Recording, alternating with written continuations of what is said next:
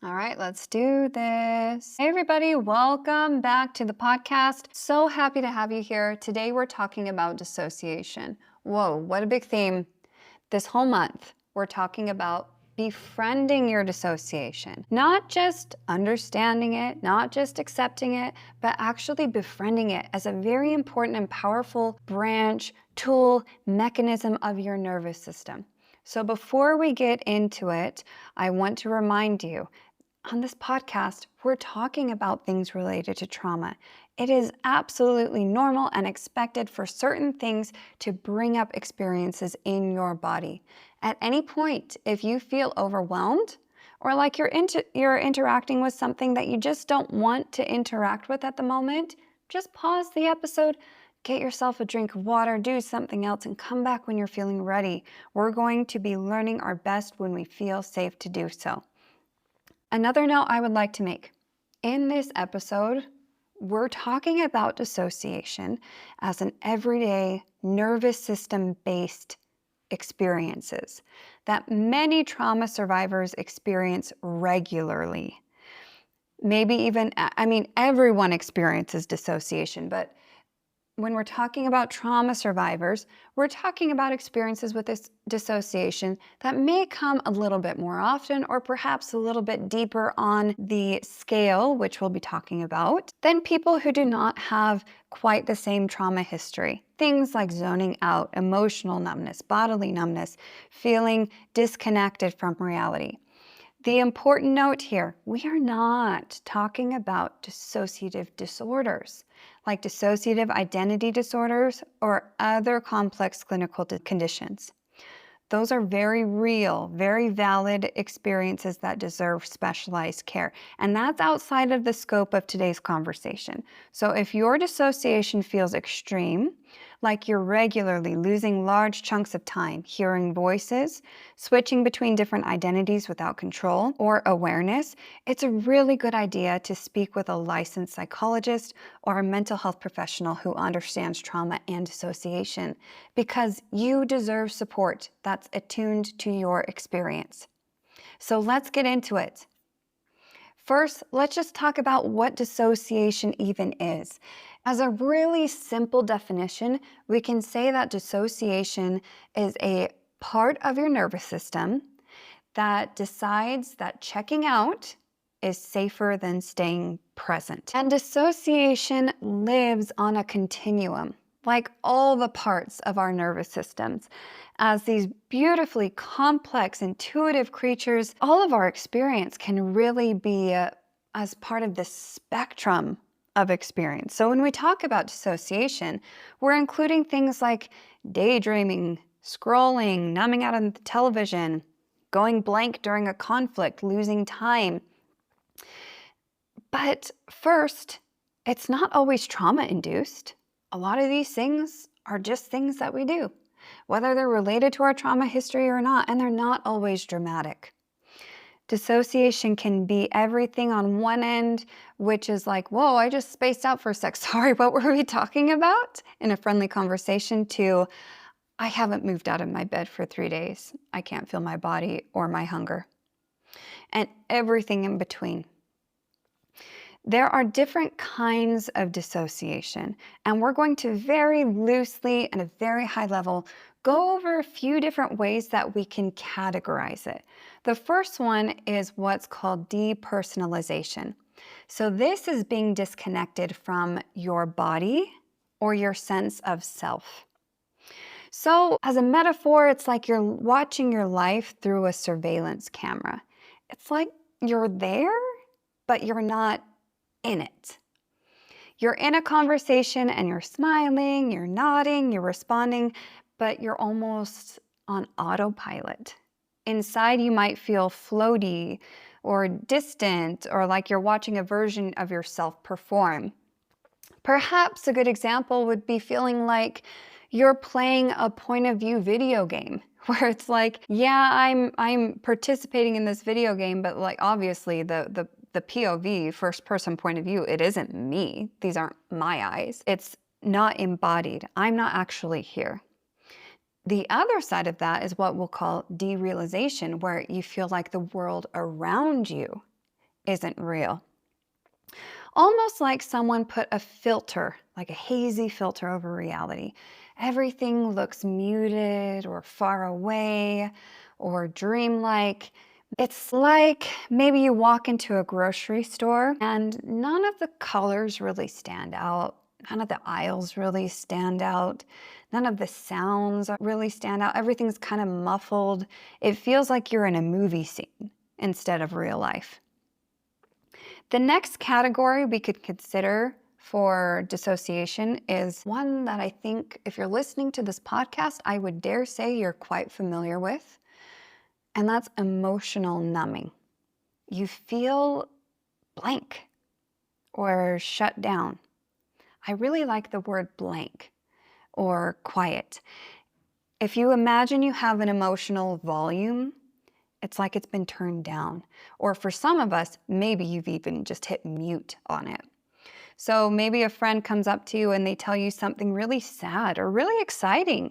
And in your mind, you know how you're, quote, supposed to feel when they tell you this thing, but really nothing just comes up. You just feel kind of blank.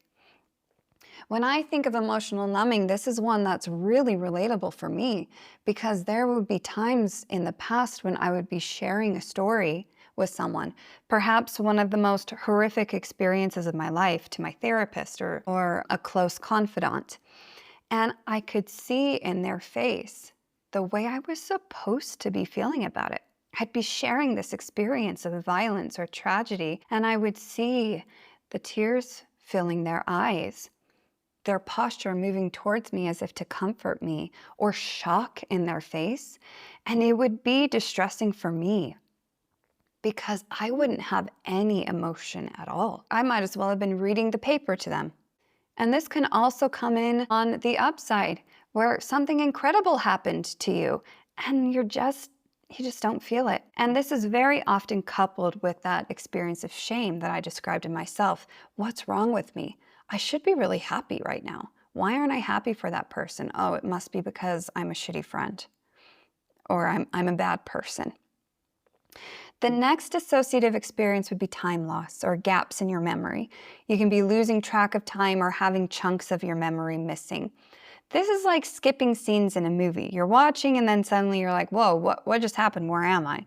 You're driving and you realize you don't remember making those last 5 turns. Boom, you're home. Or you get to the bottom of the bag of the potato chips and you're like, whoa, I don't remember eating this entire bag. This can also be that gaps in your memory. This is also something that's widely universal for many childhood trauma survivors, where you kind of blank out on, someone will ask you, oh yeah, what'd you do when you were this age? Or do you remember this key part of your childhood? And you're like, I actually don't remember that. I actually don't really remember living in that house. Like, I know I lived there, but I can't tell you what I did, where I played in that house. I just know like I lived there, but I don't really have a time-stamped memory of this place or this time in my life. And then finally, we have some identity confusion or shifts. So feeling unsure of who you are, or maybe even flipping between different versions of yourself. Around certain people, you're really loud and confident, and around others, you shrink and you can't really find your words, and later you wonder, which is the real me? This can also feel like your inner critic taking over you, where it's all I can hear is this inner voice that tells me I suck. Or on the other side, the part of your brain that's really jazzing you up. Yeah, you can take over the world. None of these things are bad things. None of these things are odd. These are things that all of us experience on that spectrum in some way or another. None of these things are inherently a problem. A lot of times we layer shame over dissociation. When you take something as natural as dissociation, it's literally a part of our nervous system. We have a branch of our nervous system. We share it with our animal cousins, even all the way down to our lizard companions and our fish companions. The oldest organisms on this earth, animal organisms on this earth, have this branch of their nervous system that gives them space from stress. So when you have something as natural, built-in, organic as dissociation, and you make it a moral failing, that causes an immense amount of distress in us. It prevents so much integration. It disrupts our healing process.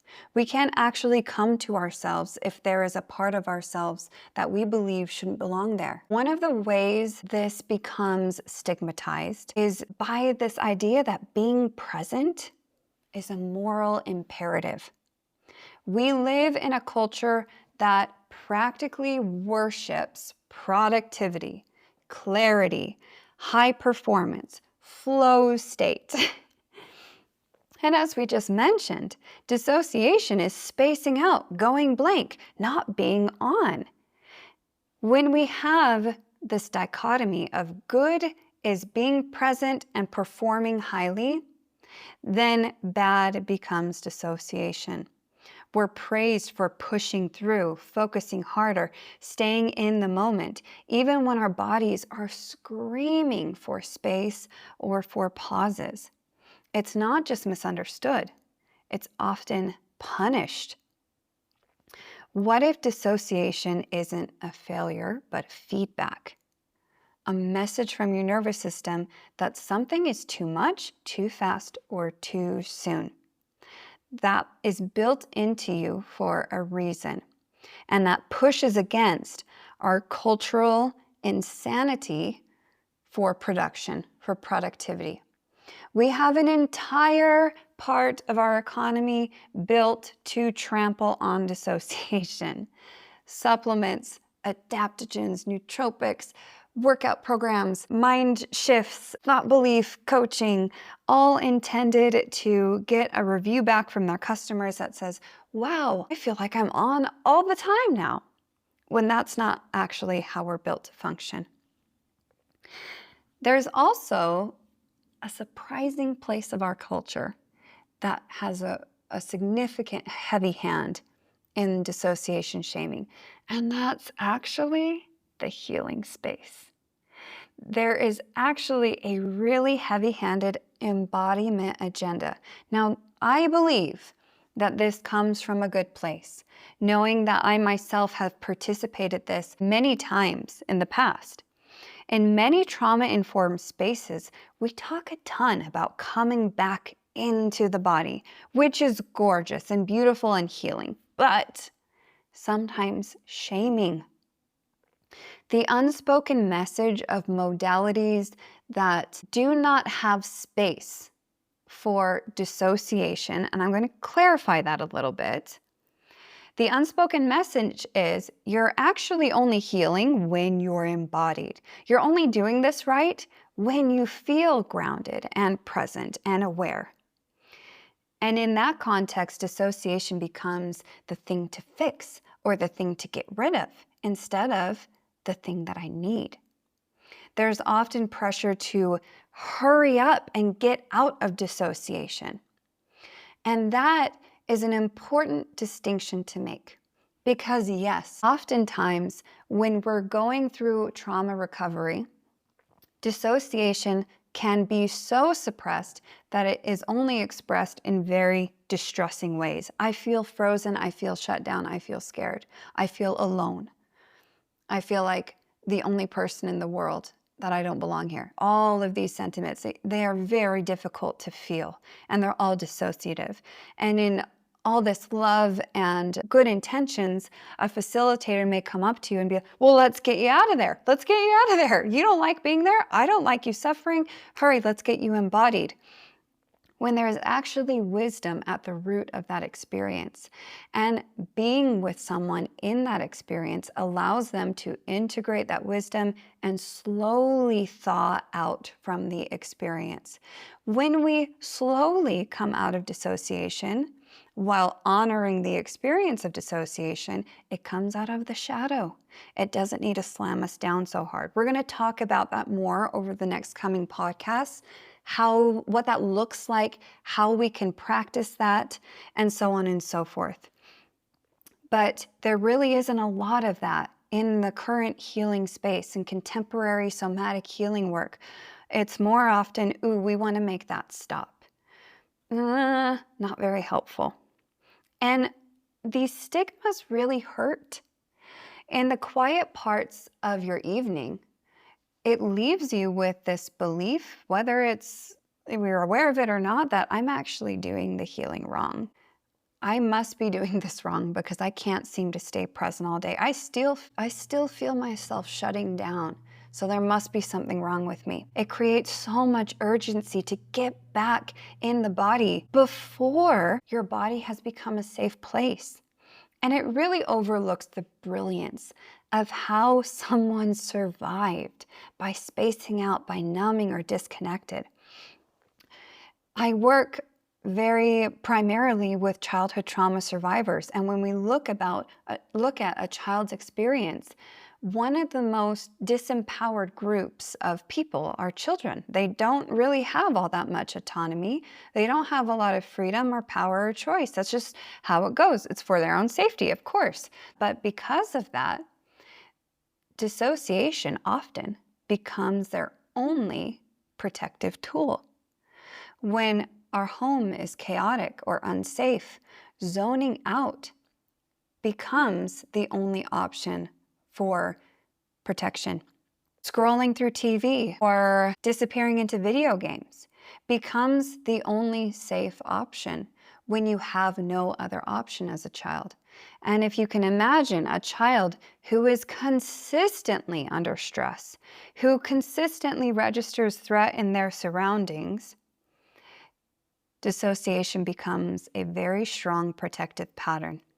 So this month, we're really going to befriend this so that the dissociation can come out of the shadow, can do the beautiful work it is trying to do, can offer us the wisdom that we need for healing, for space, for safety and protection, so that it doesn't need to overwhelm us.